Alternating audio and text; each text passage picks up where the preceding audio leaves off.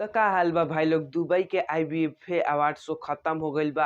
Best singer के award अपन power star पवन भैया के मिलल बा। यार हम बहुत कंफ्यूज होतानी आ तुहो लोग होत होकबा लोग कि मर्दे कोलकाता अवार्ड शो में खेसारी लाल के अवार्ड मिल गईल बेस्ट सिंगर के, आ दुबई में पवन सिंह के बेस्ट सिंगर के अवार्ड मिल गईल। मर्दे आखिर बेस्ट सिंगर बावे त बावे के हो। अब हम ताह लोग के जौन बात बताए जा रहल बानी नु, अगर तू लोग पवन सिंह के बिग फैन हो लोग, एकदम असली वाला फैन हो लोग, तो हमारे वीडियो के लाइक है, चैनल के सब्सक्राइब कर लो।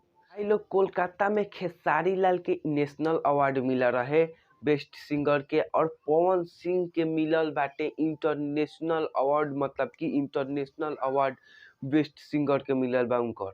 कहल जाला घर में इज्जत ना बनाए के वन में बनाए के, तबे त नाम होई हमनी के। भाई लोग ई सब छोड़ा लोग, अब हम ताह लोग के बताओ तनी आखिर कौना गाना खातिर पवन सिंह के बेस्ट सिंगर के अवार्ड मिलल बा। आज से 7 साल पहले पवन सिंह एगो गाना गइले रहन, जौन गाना के नाम रहे लॉलीपॉप लागेलू। ई गाना के वजह से पवन सिंह के अवार्ड मिलल बा। आ ई गाना विदेश में आज भी कहर मचाइला अपन। आ कल बता दी ताह लोग के कि क्या कल स्टेज शो के दौरान पवन सिंह ई गाना स्टेज पे भी गईले रहलन। तब भाई लोग ई अवार्ड शो एकदम न्यायपूर्ण भइल बा, एमे कोनो झोल झाल नइखे। आ हम ताह लोग के बता दी ई अवार्ड शो में मतलब कि वोटिंग देहल गइल बा तब पवन सिंह के अवार्ड मिलल है, एंग नइखे मिलल। हम एगो वीडियो बनैले रहनी, तू लोग जानते होगा लोग कि हम कहले रहनी कि पवन सिंह के वोट द लोग हैं।